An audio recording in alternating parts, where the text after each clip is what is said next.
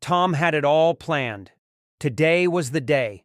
The day he'd finally impressed Jessica, the stunning, smart, and slightly out-of-his-league coworker he had secretly adored since his first day at the office. Fate had smiled upon him that morning when their manager asked if someone could drive Jessica to a work seminar across town. Tom, with the enthusiasm of a man who had just won the lottery, practically dove across the room to volunteer. As they pulled out of the parking lot, things were going perfectly.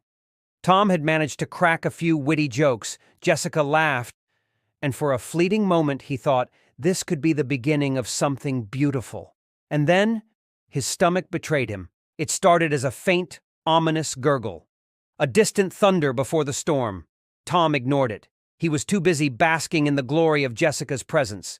Then came a sharper cramp, like a fist tightening inside his intestines.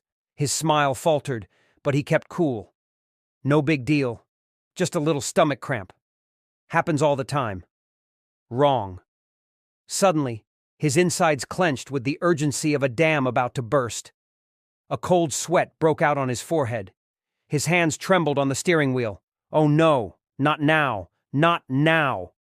Jessica, blissfully unaware of the war raging within his digestive system, continued chatting. So, Tom, what do you like to do outside of work? Tom could barely hear her. His brain was in full survival mode, scanning the road for an escape. But they were stuck in traffic. Gridlocked. Trapped. The universe had conspired against him. He stammered, his voice an octave higher than usual. He clenched every muscle in his body. His only defense now was sheer willpower. Jessica tilted her head. Are you okay? You look a little... Just then, a monstrous growl erupted from the depths of Tom's soul.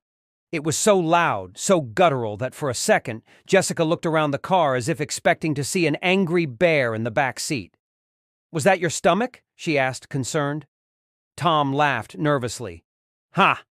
Yeah, I guess Another gurgle, even louder this time. Jessica flinched. The situation was growing dire. Sweat dripped down his temples. He frantically scanned the dashboard clock. Still 25 minutes to go. He could feel the horror creeping up on him. The kind of horror that no man should ever face while sitting next to the woman of his dreams in a confined space. There is no dignity in what is about to happen, he thought grimly. Jessica, sensing the distress, leaned in.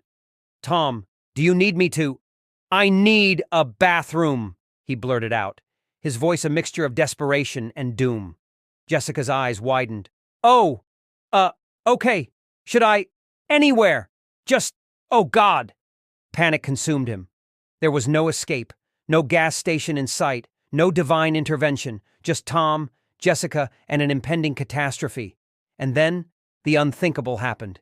His body, exhausted from battle, finally surrendered. The floodgates trembled. His soul left his body.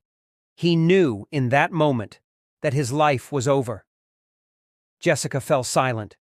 The air in the car changed. Tom, staring straight ahead, gripped the wheel in silent shame. Jessica opened her mouth to speak, then slowly rolled down the window. The only sound was the hum of cars around them, and somewhere in the distance, the faint echo of Tom's dignity slipping away forever. And that, dear reader, is why diarrhea is the great destroyer of hopes, dreams, and potential office romances.